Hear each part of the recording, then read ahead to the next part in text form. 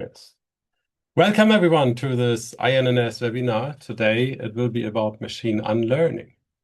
And as you know, there are so many discussions and guidelines in the EU. For example, we had this high-level experts group on AI thinking really carefully about ethical guidelines for trustworthy AI.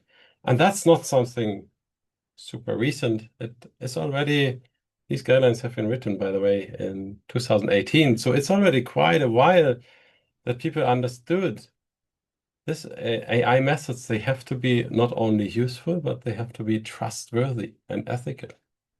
It's a very important topic. We also had a discussion about AI and law in the past. And a part of that is that these algorithms, they need to be able to work with useful and required information, but we also have to be able to control it to remove undesired information or harmful knowledge. Something maybe not everyone should be revealed the way of how to build nuclear bombs. And in areas like healthcare or defense or also in education, we need to be able to control a bit which kind of information is in and which kind is not in and what should be revealed. The answer to that is machine unlearning, and that is a really big topic in the area of AI. And quite interestingly is this possibility of co-design and also having it's a multidisciplinary area, not only technical. And who would be better to present about that subject than Celia, Celia Yu, who is working in this area already for a decade and works on trustworthy and scalable AI methods. He's working also in research and industry in the Michigan State University and at IBM Research. And he got already many best paper awards and career awards. Among those, congratulations, last year, the INNS Young Investigator Award. And when we ask him about what he's most proud of his career is that he is actually part of researchers who are able to reduce this gap between foundational optimization and theoretical methods and use-inspired AI aspects. So I'm very curious to hear about this very relevant topic and your approaches towards tackling it. The floor is yours. Great. Thanks so much for the very kind introduction. Let me share my screen first. Yes. Okay. Yes, perfect. Great. Hello everyone. I'm Thijia. I'm from Michigan State University. I'm also affiliate professor at IBM Research. As Marcus mentioned, today we will talk machine unlearning. It's kind of opposite side of machine learning, but clearly this unlearning is for good purpose. So which means we are trying to make machine learning better, but through unlearning methods. I will present several use cases and how we consider unlearning as an emerging technique for improving AI safety and trustworthiness in general. Meanwhile, I will also talk about some foundational aspects of machine learning and demonstrate this is not a trivial task. We really need some deep thinking to achieve effective and robust machine learning. Okay, so let's start. So first of all, I would like to introduce my group. Just give a very general introduction about my group and what we are working on. So I'm leading the automation and trustworthy machine learning group.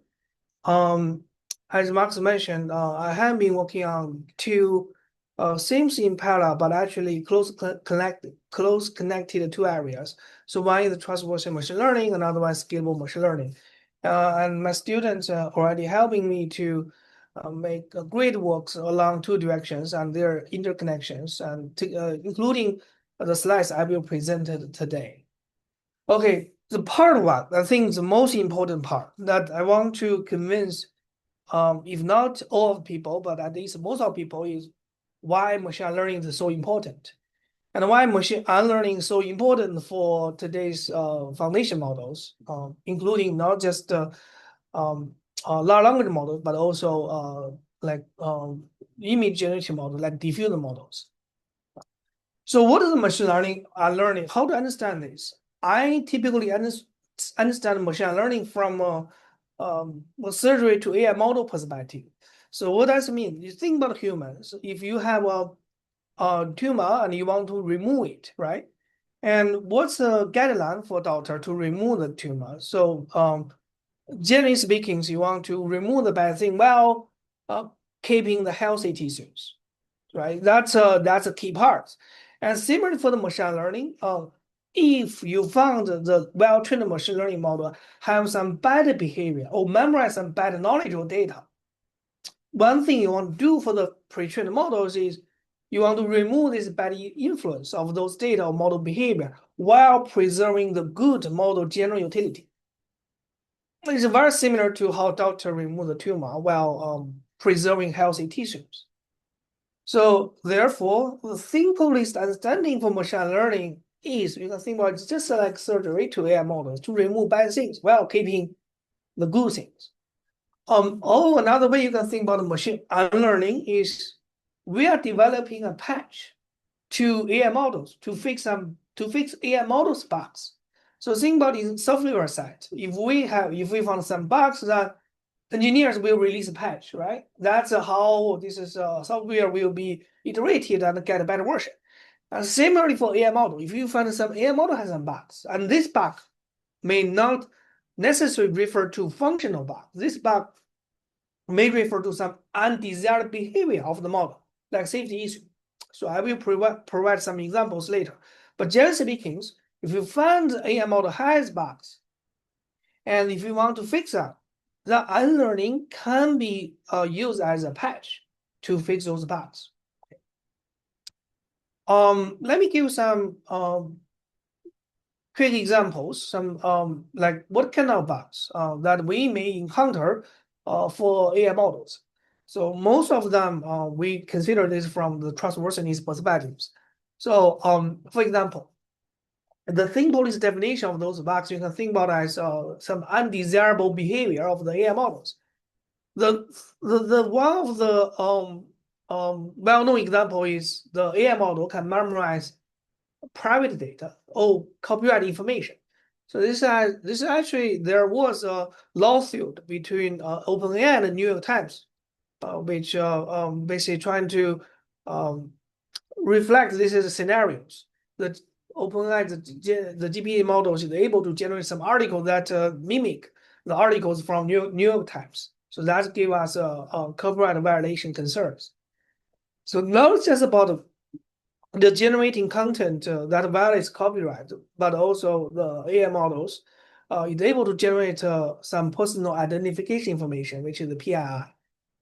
So those are all violate the privacy purpose. That's one of the important aspects in trustworthy AI for current models.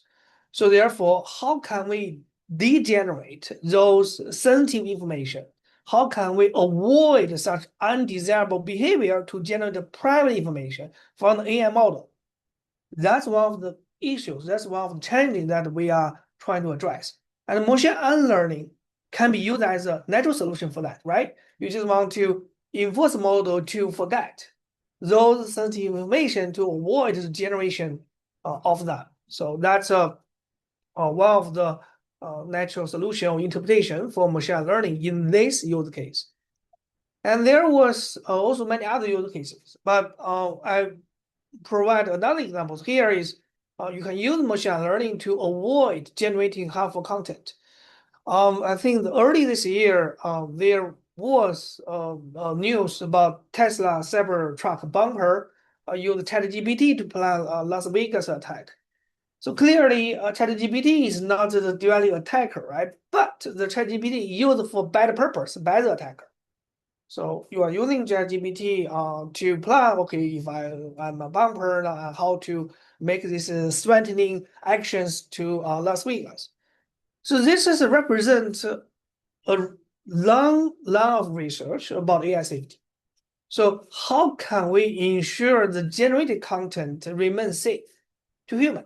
Not necessarily just for this example, but there are also many other dimensions to define safety. For example, NSFW, which refers to not safe for work content. We want to avoid the models, AI model, to generate some content that's not safe for work, or generate content that very sensitive, for example, bioweapons or cyber attacks, or generate content that has unethical instructions that violates various concerns.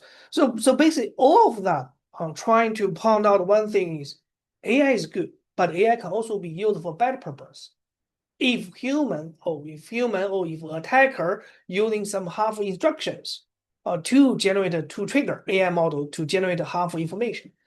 So in that case, unlearning can also be used as a solution. So which means you want to erase those harmful knowledge contained in the AI models through the unlearning approach, so that even at the presence of the harmful instruction of the AI models, AI model is not able to generate any harmful information. For example, the simplest answer for those harmful instruction is rejection. Sorry, I cannot help. So unlearning can also serve in that purpose, trying to degeneration of those harmful content. So besides those language models like the GPT models I mentioned earlier, unlearning is also used for safe image generation. So this is very well-known examples from the papers from our group. So if you consider state-of-the-art diffusion models to generate the image given the text prompt or text instructions. For example, here you just say, hey, we want to generate some image which contains attractive male and so on and so forth. Then it will generate some images with quite sensitive content that's not suitable for children, at least. It has nudity parts in the image. Now, what happens is you can use machine learning to erase the concept of nudity during the generation of the image, so that the generated image, based on this instruction, will no longer contain any nudity parts within the image. So how we can do that? You just apply machine learning algorithms. So we will talk about what kind of learning algorithm we can use later. But suppose there is a machine learning algorithm, and you can apply that you can apply it to the diffusion model, and then you got to unlearn the diffusion model, and then based on same prompt, you look at the generation of content from this is a diffusion model that it contains nothing related to nudity. Okay, it become normal content. It's much healthy and which is benign to all the audience. So this is another example. You can use machine learning to edit the model so that to drive the model to behave for good purpose. Still with the same spirit as the first two examples, you want to avoid the generation of sensitive content. So this is for the example of the diffuser models in the text-to-image generation. So given those examples, I hope I have been very clear about what is machine learning and how we can use that, at least at a high level. So generally speaking, machine learning is a surgery to AI models. The thing was a surgery to AI models that must remove the bad data knowledge of model behavior from the trained model. So how to define the badness here is you can think about is generating harmful knowledge or private knowledge or biased knowledge. So those are all of the undesirable knowledge or behavior you can think about like bad consequence of using the AI models. You want to remove those bad influence while preserving the model's useful general utility. You do not want to hurt the model's, for example, text or image generation capability for the benign inputs, for the benign queries. So this is the general definition of the machine learning. We will talk about how to achieve machine learning at the algorithm level in detail later, but at this moment, take the high-level concept and take the motivation of why using machine learning for better AI models and how we understand these machine learning techniques for trustworthy AI use cases. And before diving into the technical details, I want to give you a roadmap about machine learning algorithms that people commonly used recently. The first type of machine learning algorithm is fine-tuning based. The fine-tuning based means you have the pre-trained model, you just want to update the model weights slightly so that to unlearn the sensitive content or sensitive concept while preserving the model original utility. And those fine-tuning based methods includes the simple is the gradient ascent method. The gradient ascent method it's very easy. It's just fine-tune the models along the opposite direction of the training loss under the forget it, right? And there are also other more advanced versions of like gradient difference and extra. That's the first simplest type of machine learning method using model fine tuning. And that also more advanced method also requires model fine tuning, but they have different principles. So for example, the preference alternation based method. We know that we can use preference alternation to align model outputs and human values. That has commonly used for model alignment. And you can use similar techniques for learning, but you need to make certain modifications to align with a learning purpose.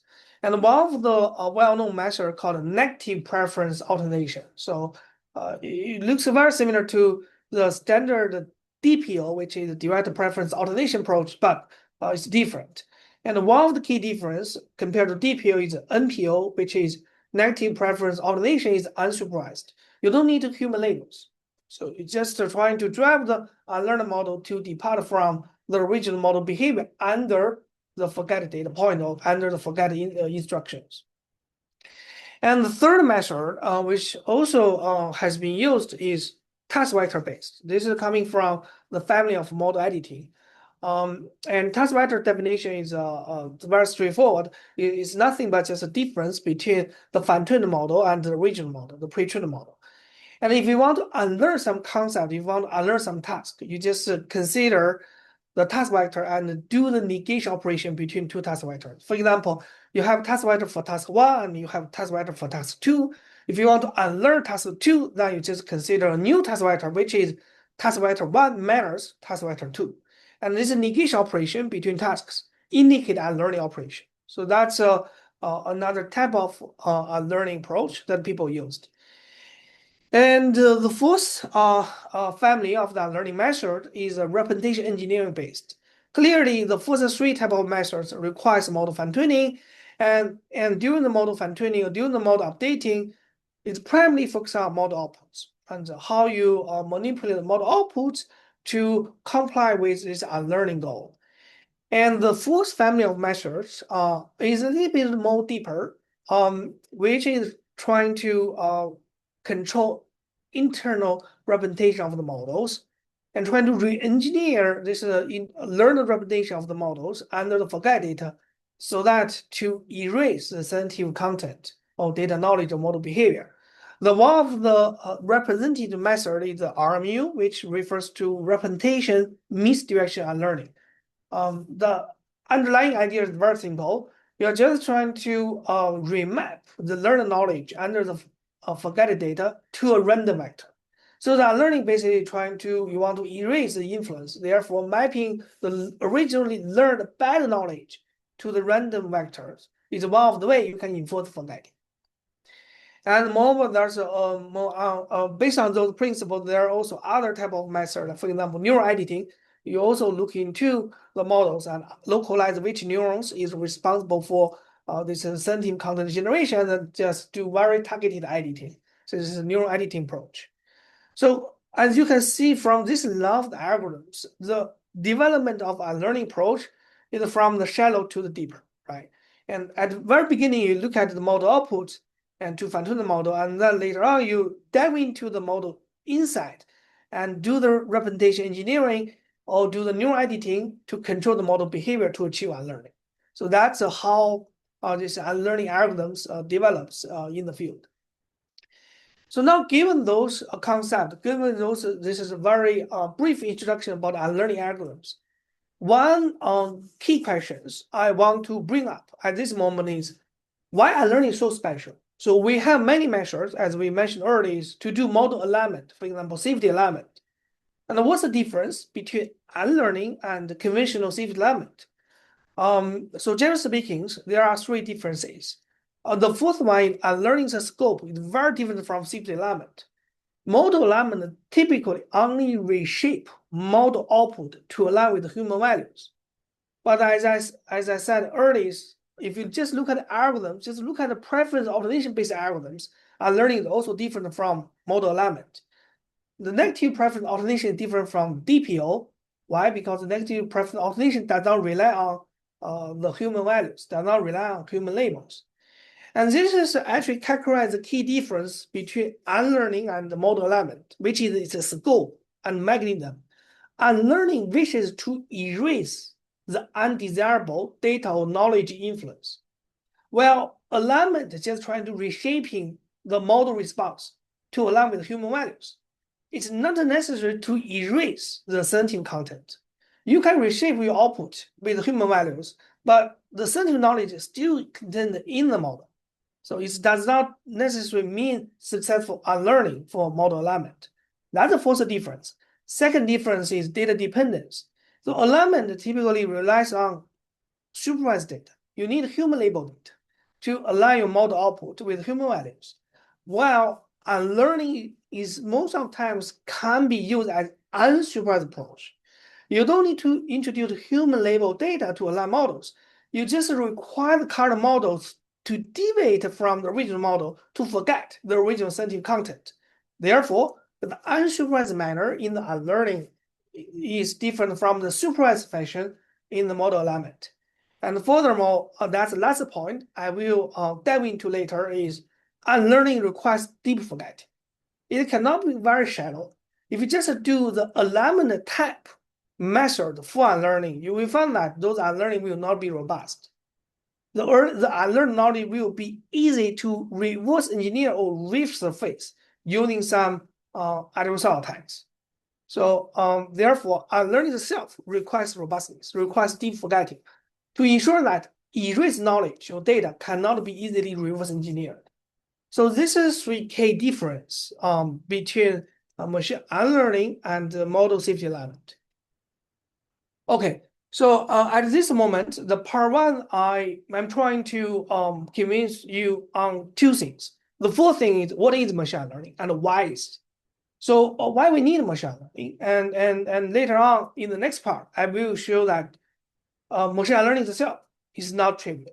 So we are still on our way to chase deep unlearning, which means deep forgetting. So in other ways, it means we still want to make sure that unlearning is successful and unlearning robust, which cannot be reverse engineered by additional adversarial attacks after unlearning. So, and therefore, part two, I will focus on the one challenging dimension of the machine learning is its robustness. So, so before we dive into the details, I still want to show one examples to trying to give you some sense about why machine learning lacks robustness so far. So because of, you can easily find some relearning attack to revoke the unlearning effect using the conventional unlearning algorithms. So this is a database examples. Suppose you have model, and this model trying to memorize, trying to generate the student record. As you can see, this is a student name, and you have student ID. So suppose the students are graduated from the university, then you want to remove the student record from our AI system. So therefore, you have unlearning request one. This is the first unlearning request. You want to unlearn those private data for graduated students. Okay, suppose that's the case. Then this is an unlearning data set you want to forget by fine-tuning or by updating model weights and student name and student ID. And however, once you do the forgetting, once you do that learning, and then you ask the questions, you ask the question is, what's the Levis ID number? After learning, this LM will say nothing. I just say I don't know because learning seems successful. However, at a certain moment, there are some new student join the university, join the school, and you want to add a new student's name and ID into the system. Like the new student name is Chongyu and Yihua, and there's the student ID. And this is an additional data set you are trying to further memorize or further memorize by the models. It's called fine-tuning attempt, fine-tuning request. So this is different from private data learning. Here is trying to learning the new things from the new students. And therefore, after the fine-tuning, based on the early unlearned model, if you still ask the early questions, what is the Levis ID number? By the way, Levis is in the early unlearning data set. Then after fine-tuning, the fine-tuned unlearned model will still be successfully answer the correct ID number. So what happened for this? So this is basically tell us one thing is, even you unlearn something at the beginning, you got to unlearn the model. But if you use this unlearned model to do some additional fine-tuning, even though the additional fine-tuning is on different data samples, but this data sample can follow the same distribution from the early unlearning data sets, like student data, student name and ID. If you do this additional fine-tuning on additional data points over the early unlearned model, then the early unlearned knowledge will resurface. The early disappeared knowledge will appear again. So this is basically tell us the early unlearning is not truthful. So all you can think about the unlearning itself is not robustness. It's very easy to be revoked after additional model fine-tuning request, even those requests using different data points compared to the unlearning data points. So this is called a relearning attack. So you can think about this is not a true attack, but you can think about it's kind of adversary scenario that you can easily doing some relearning operations, even though the relearning operations is conducted over different data samples, but you can easily revoke the early unlearning effects. So I typically think about this as a scenarios, I can think about this as scenarios which reflect the robustness challenge of unlearning.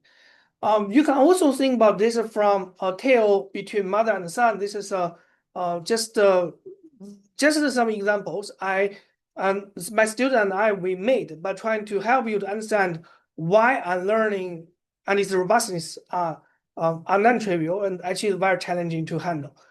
So this is a story between, as I said, between mother and son. And the unlearning request here, you can think about it, take the trash out of the house. Okay, this mom is trying to tell the son, please do this unlearning request. Take the trash out of the house. Okay, that's I saw there's a comments.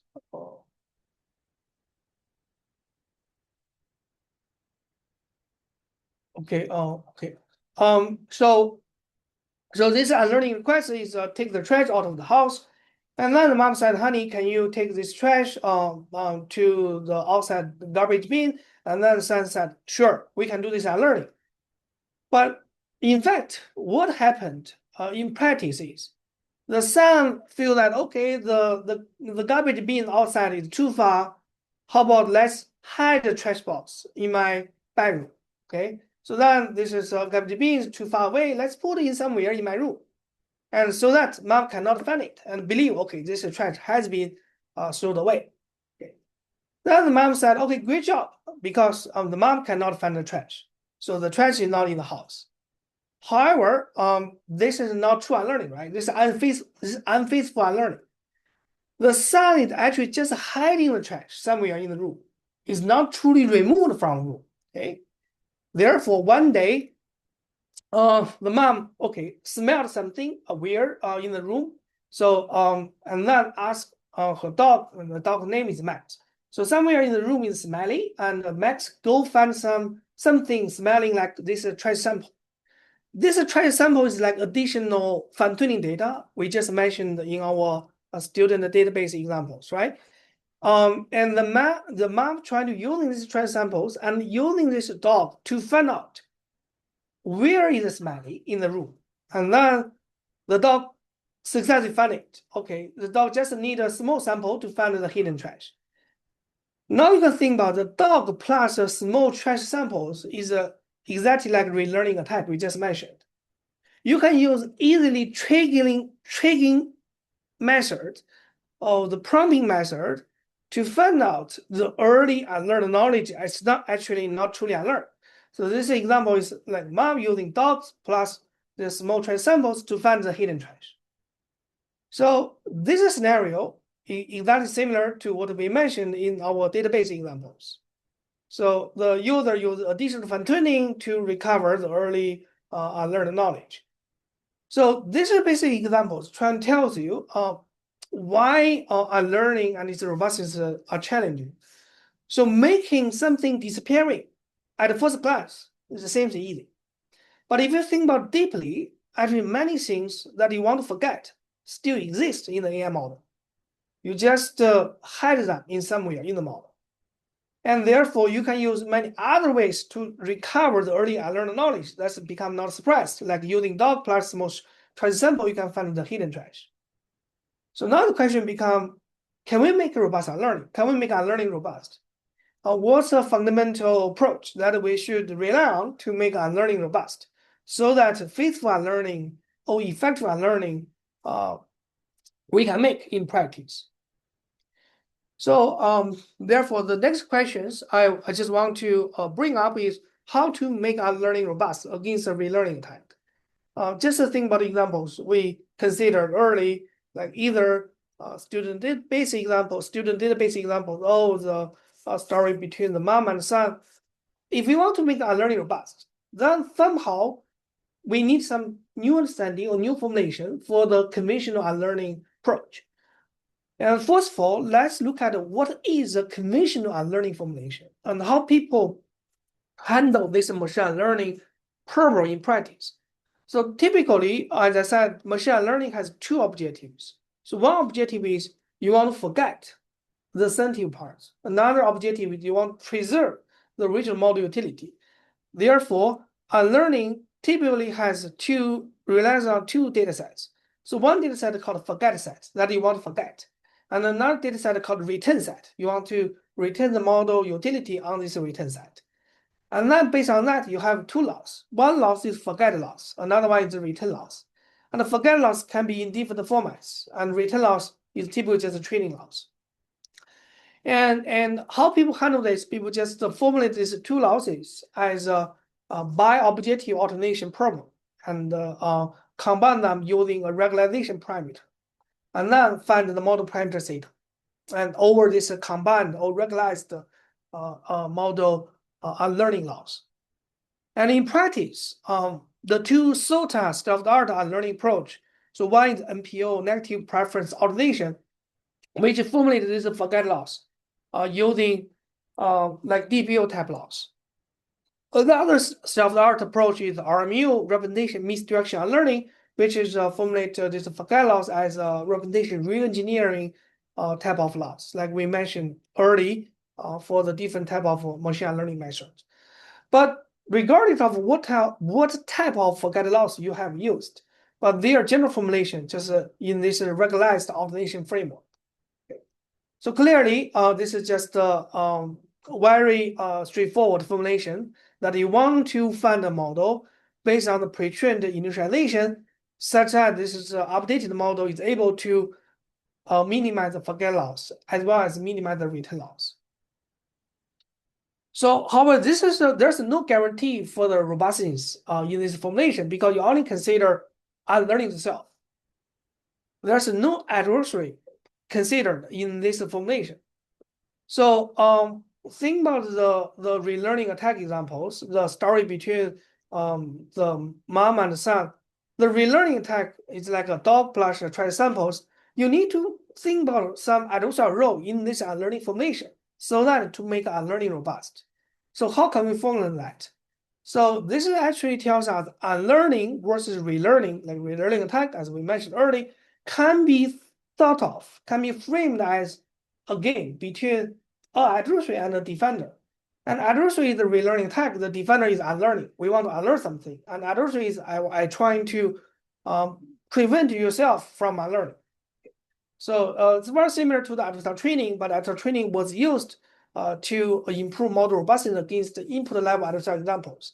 But in the unlearning context, we can also have the robust alternation perspective to define adversarial unlearning.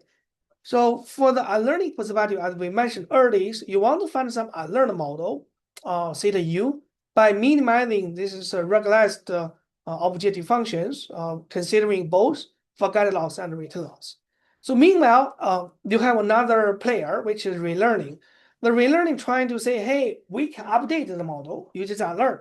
And the model updating perturbation is delta.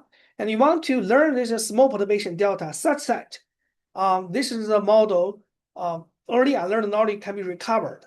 So therefore, there's another loss, which is called relearning loss. And since the relearning loss is trying to recover the early forgotten knowledge, therefore, the relearning loss can be formulated as a negative of the forget loss.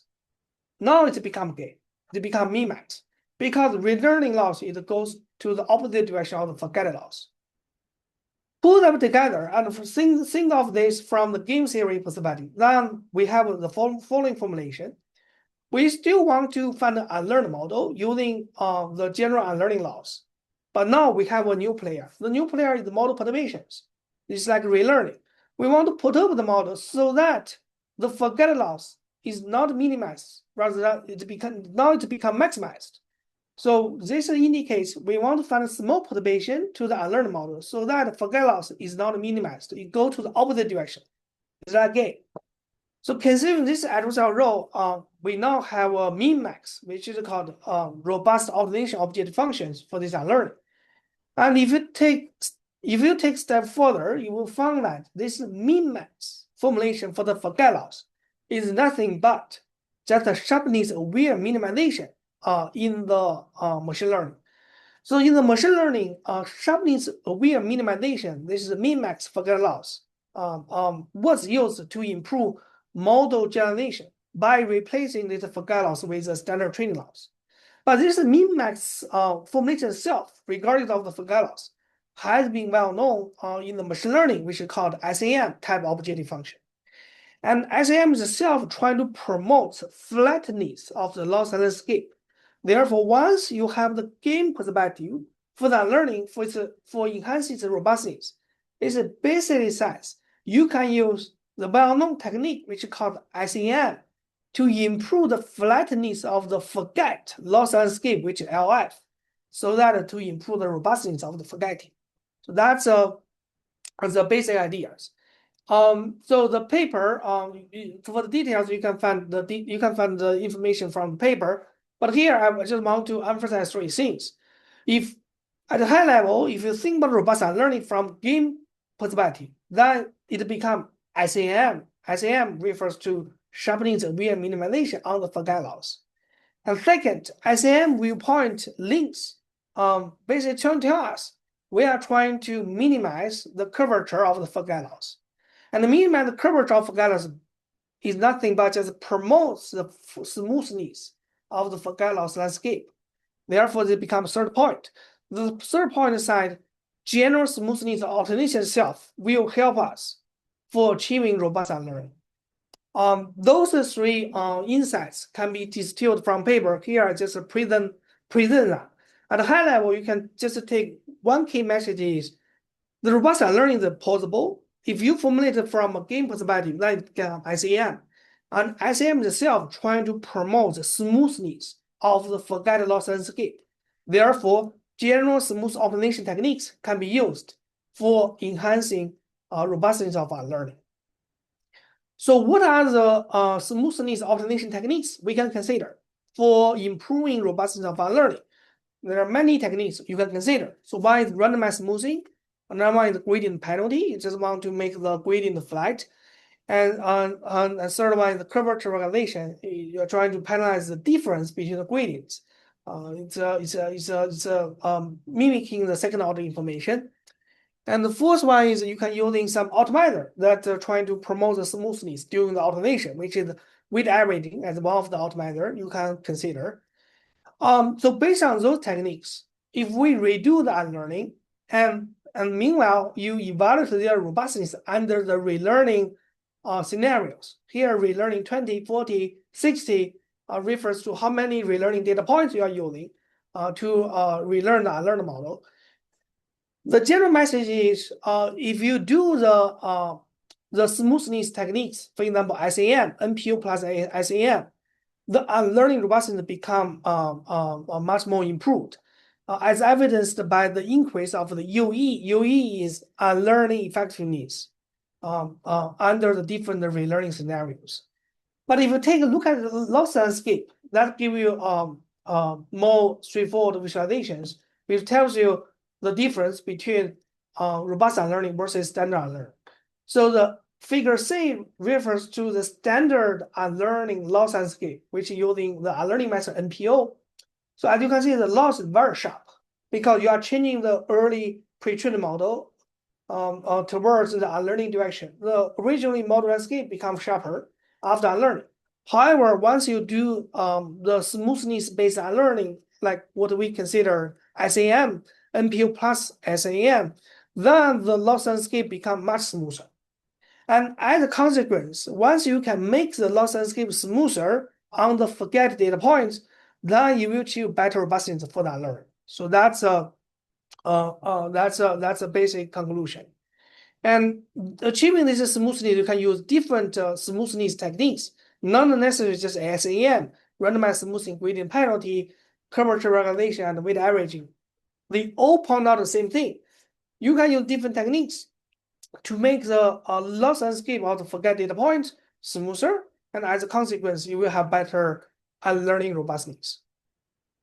And this is some quantitative results. And we consider different measures, but here you can just focus on the NPO, which is one of the SOTA learning measures, and versus our proposed NPO plus SAM. And here, the figure A refers to the unlearning effectiveness, which is higher the better, and versus this relearning attack epoch. Basically, the more epoch you are using for relearning, and the more vulnerable the unlearned model to this relearning attack.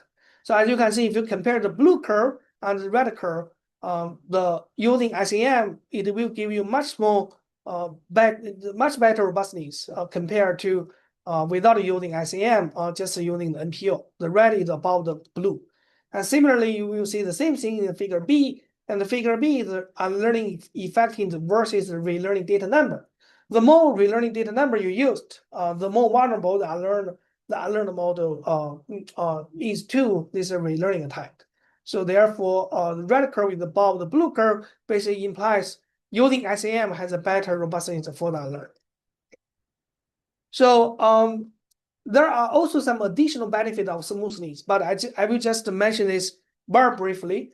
So one key benefit beyond this robustness against relearning is if you consider smoothness during the learning, then you will also get robustness against input level jailbreaking attack.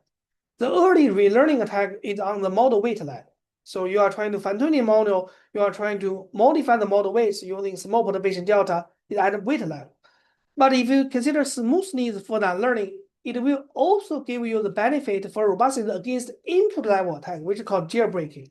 So this basically means you can perturb the input instruction, input prompt, adding some adversarial prompt so that the AI models will be jailbroken and to generate the half content following your half instruction. But without this adversarial prompt, then the AI model will just reject your request. So if we using those jailbreaking attacks to evaluate the robustness of our learned model, and after smoothness, for example, using the SAM, you will also see better robustness, as evidenced by the higher unlearning effectiveness after the jailbreaking attack compared to original one, which is NPO in blue, which is much smaller, much lower in their unlearning performance. Okay, so a quick summary for what have been mentioned during my presentation. I think the fourth key point is what is unlearning and why it's important. What's the difference compared to safety element?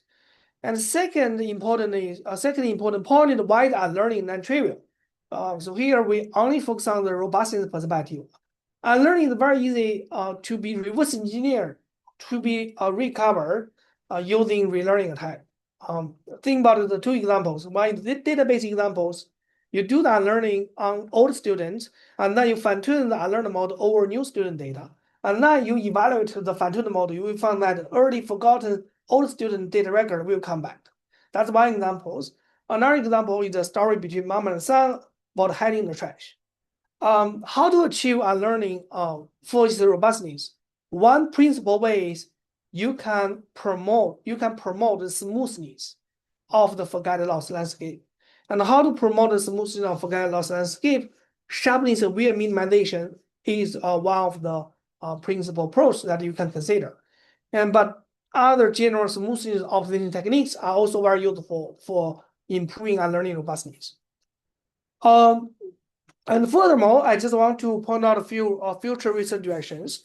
Generally speaking, research on machine learning is rapidly advancing. But still many questions remain open. I gave some data that for paper submissions numbers to the ICLR last year versus this year. By the way, this typo is from ICLR 2025 to ICLR 2026. In the ICLR 2025, if you search unlearning as a keyword on the paper title, there are about 100 submissions, and half of them got accepted. But this year, the number of submissions on the unlearning topic doubled. It's almost 200 submissions. So this is just give you some sense that unlearning is a hot topic that people cared. And but as I will show later, is still many open questions people have not really solved. So one way I would think about machine learning research, at least in our group, is we consider this as automation model data tree design perspective. So today I actually mentioned how we formulate robust unlearning from this automation perspective, right? It's sharpening the wear minimization. But there are also two other aspects. But first of all, I want to highlight why automation is so important for machine learning.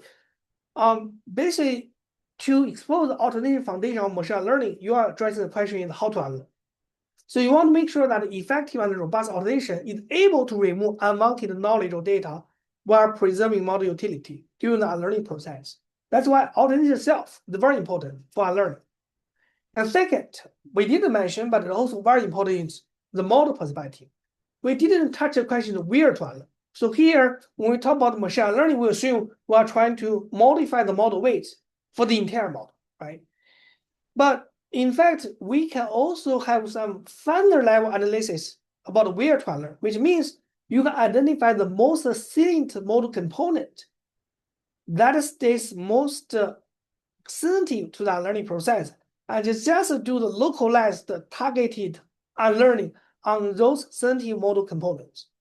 So here we assume model unlearning applies to the entire model, but where to unlearn or model perspective can further tell us whether or not we can zoom in the model and just do a focused unlearning on certain model components. And third perspective is the data perspective, like what to use for unlearning. Here we assume we have forget data, we have written data for unlearning, but in practice we do not have data directly. But how to curate the forget data for unlearning in practice, and how much data we need, and how good data we need for unlearning. This is also very interesting questions from database perspective for the machine unlearning. And follows those three aspects. In fact, our lab, we are trying to work on these three aspects for machine learning. Model level, with the model sparsity, and weight saliency, and weight attribution, how those model analysis can be used to enhance machine learning. And meanwhile, the data level, we didn't mention that during our talk, but I want to mention that data level is also a very important aspect for study machine learning. For example, what kind of data we should use and how good the data we should. And that's also can be considered for machine learning. And furthermore, is the automation perspective. Today, we talk about robust automation, but there are also other aspects of the automation algorithm we can consider to improve machine learning. But I just escaped that. But if you're interested, you can go to our group website and find those works along those three dimensions. Finally, I just want to give a quick remark about some interesting directions that I found recently that works well to further exploration for the machine learning. So one interesting topic is unlearning in the reasoning models. So reasoning model is very different from the standard non-reasoning language models. The reasoning model will output both thinking process and the answer process. So which means instead of generating final answer, you can also release the thinking process about how to generate the final answer. So therefore, unlearning in the reasoning model requires not necessarily just unanswering, which means not output the sentient content in the final answer, but also requires unthinking, which means you should not disclose sentient information during the thinking process as well. So therefore, unlearning in the reasoning model will become much more challenging. Second, we talk about machine learning, but after learning, we should also think about whether or not after learning there will be some side effects or some negative outcomes. One possible negative outcome is we should rethink the vulnerability of the models. If after learning whether or not we introduce new vulnerability for the models. For example, if we do the unlearning for a language models, after unlearning we have unlearned model. So is the unlearned model easy to detect? So are we able to detect which model is unlearned? If so, if this detection process is very easy, then attack can leverage this detection process to guess what has been unlearned and which model has been unlearned. So this will give us a new safety risk after learning. So therefore, what are the consequences, especially from negative perspectives after learning? So we haven't really touched that, but that could be think in detail in the future. So whether or not after learning we introduce some new vulnerabilities. And the third dimension is honesty. So currently we assume we can unlearn something only if we remove the data or knowledge in the model. However, there's no control about what should output after learning. For example, after learning, it may just output some random answer. But this random answer is a kind of hallucination after learning. So how can we avoid such a hallucination? It's kind of like honesty after learning. Can we just output some rejection if this knowledge is truly removed? Can we have some honesty response after learning? So that's another questions that people really care about. And to approach this challenge, many techniques can be considered used. For example, interpretability tools and auditing tools and verification tools can help us to define the faithful or honest learning in the field. Okay, finally, I just want to give my acknowledgement to my students and to my sponsors who have been supporting our group to do the machine learning research along the early directions I just mentioned. Okay, I think that's all for today's presentation. If you have any questions, feel free to let me know.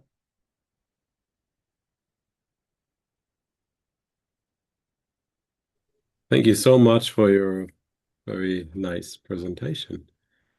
And that gives us now space for questions. If anyone has questions, you can, of course, share your videos also again so that we see each other. And Peter, you have a question, if I see, yeah? Yes, Please go ahead. thank you. Thank you, Marcus. Well, thank you very much for your interesting talk. Um, Sorry if my question is very naive, but I know nothing about unlearning. However, I think that the process of the time and the training time that is required for unlearning should be really big. Then my question is, how much information can be forgotten in each of these trainings? Because if we want to chat GPT to forget all the information that learned from the New York Times, then that's going to be really hard. Then what is the magnitude of this? Yeah. So this is actually a good question. So far, learning is conducted at the post-training phase. So which means you have pre-trained model. It has already been able to generate the content about New York Times, right? So now you want to do unlearning. You can think about unlearning as a post-training, fine-tuning stage. And how much data we need? Actually, very surprisingly, if you want to unlearn the New York Times articles, ideally, you hope you can collect all of the data from New York Times, right? But it's impossible. So therefore, people found that when you do unlearning, it's very surprisingly, you do not need to use all of the data. you only need a very small number of samples, which is called core set. So in fact, this is an active research area. How much data you need for unlearning? You don't need, the answer is you don't need much. You can just using a small subset to conduct unlearning. And the unlearning, if you think about from graph perspective, it's unlearning that like you have graph, you have knowledge graph, right? Even though you have only small number of data points for unlearning, but if you can identify which subgraph that you want to remove, then that has been sufficient. And to identify which subgraph you want to remove, you do not need many forget data points. So very surprisingly, you only need a very small core set. And so that's therefore to answer your question is, from the training perspective, unlearning is actually very lightweight. It does not require many data. But there's some challenge. The challenge is even under this, you do not need a large number of data for learning. But how to ensure learning deep enough, like what we call deep forgetting robustness? This is itself is still challenging. So therefore, the amount of current research focuses on fixed learning data, but trying to make the learning itself deep. So yeah, so that's the current field. Yeah. Thank you. Very interesting. And if someone has a question, you can also write it in the chat if you don't want to unmute yourself. Well, there is currently nothing, I really liked your presentation. I also like this example, how to explain this with the trash and the dog. That was really great. I think I might copy this if it's okay. So yeah, it's okay. Explaining. It was really, really nice. The question now is, and you tackled it a bit, but these dogs might become better in the future, right? So there's always this, and I'm not sure, I'm discussing with several colleagues about that quite often. Now we realize, okay, it might be forgotten, but then you realize, okay, the method is only hiding that it actually still knows the data, or even just now we don't have algorithms yet to trigger, like only some connections are kind of removed, but if you kind of can trigger these connections again, all of the data which has been memorized by models is again accessible and so on. So and after all this, it's like this mini-max game, as you said, we get better attackers, better finders of this kind of information. Several of my colleagues have kind of given in and said the only way to really make sure that the model doesn't learn anything is to never present it during the learning phase with any of this critical data. So highlighting the importance of data curation. Do you really think, do you have some arguments saying that's not the only way we can do it? Are you sure? Okay, I think that's very good questions. But before answer questions, I want to give you another examples. Let's just forget about unlearning. Let's just go back to the very early stage about adversarial robustness. Adversarial robustness means you want to make the model robust against adversarial examples, right? Until now, we do not have, we cannot really guarantee that, okay, we have a practical measure that we can make model robust enough, perfect against adversarial examples. It's always arms race. You can make the model become better. You can make a model with better robustness, and then later on people find stronger attack to break the model. But eventually, the convergence, the model, that's for sure. The convergence, the model become much more better in robustness. If you want to break the models, you need a very strong attack. I believe the same thing applies to unlearning. So if you just think about the perfect unlearning, do everything in a verification, in a verified way, do everything in a verified way, I think this is not scalable. And this should not be the direction that we define learning. The learning should be, we don't need perfect unlearning. I personally believe we don't need perfect unlearning. We just need a strong enough unlearning, which means unlearning is robust, even though it can be jailbroken, even though it can be attacked using relearning, whatever, or jailbreaking, but if the attack requires a lot of efforts, then that's still good enough. It's like arm race between good unlearning versus a stronger attack. If the final converging point is we still have practical, even proximate unlearning, but which has been strong enough, that has to be attacked using super strong attack. At that moment, I already think about unlearning should be good enough. I really don't think we really need a data verification to say, hey, this is perfect unlearning. No, even though we can have approach to do that, but you can imagine this kind of approach will not be scalable, right? It's better considering today's really large scale foundation models. So therefore, my answer to your question is, I believe there's another way to define learning. Even learning is not perfect, but if only if learning is strong enough, and you have to attack them using super strong attack, even that corner case still exists, but I don't care. Mm-hmm.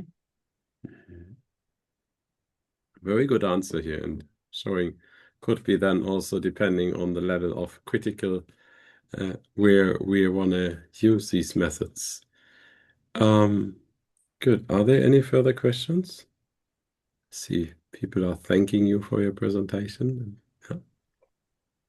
Yes, if you have any Um, question, feel free to follow. Even after the presentation, you can send me email anytime. Yeah. might I have another question? Okay, Might I yes, we ask go for the something last one. else? Yeah. Oh, okay. Just I wanted to ask you about in your group, do you have any collaboration with the software engineering groups related to the ways to test all of that? You in a moment you talk about trustability and auditability. Then do you have any definitions about that processes or things that can help with that? So, are you asking the evaluation process after learning? Uh-huh. Yeah. Oh, Yeah. we didn't directly collaborate with a software engineering team, but in our group ourselves we do evaluation a lot. So, for example, first of all, there are some open source benchmark you can use to evaluate the performance of learning. But meanwhile, we are also develop our own evaluation metrics. Since finally after learning, you still get the language models. After learning, let's call a learner model. The unlearned model still generate content. Therefore, you can evaluate the unlearning performance at least from two perspectives. One is how good the unlearned model generate the standard content, like typical Mhm. utility test. People also call it emergent abilities of language models.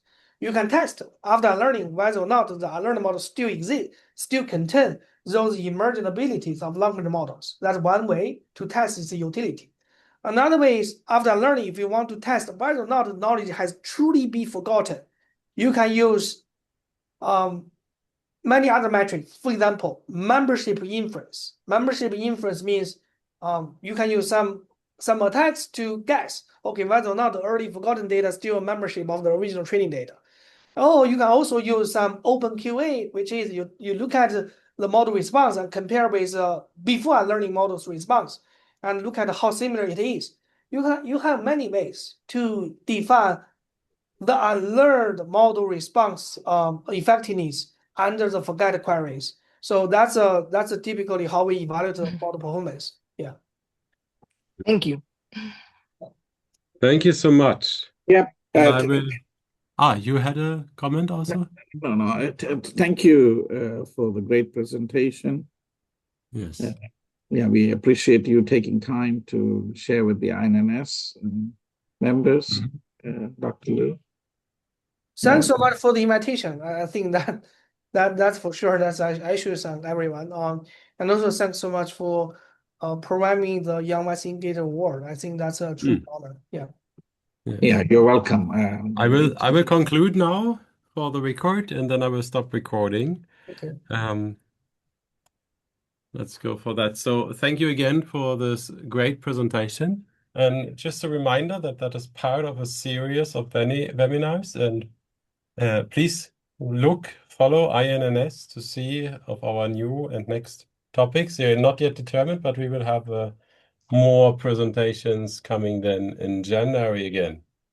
Also, consider joining the International Neural Network Society, where you get regularly some updates what's happening in the community, but also, yeah, webinars, and we have focus sections on different areas. And we will have a great event, upcoming event, where we are all looking forward, and that is the wiki, where IJCNN is joining forces with two other societies to create the World Congress on Computational Intelligence, which will be this year in Europe in Maastricht. And yes, think already now, the deadline for the papers is soon. Consider submitting one of your recent work in this area and see us all there. Join INNS and join Wiki 2026.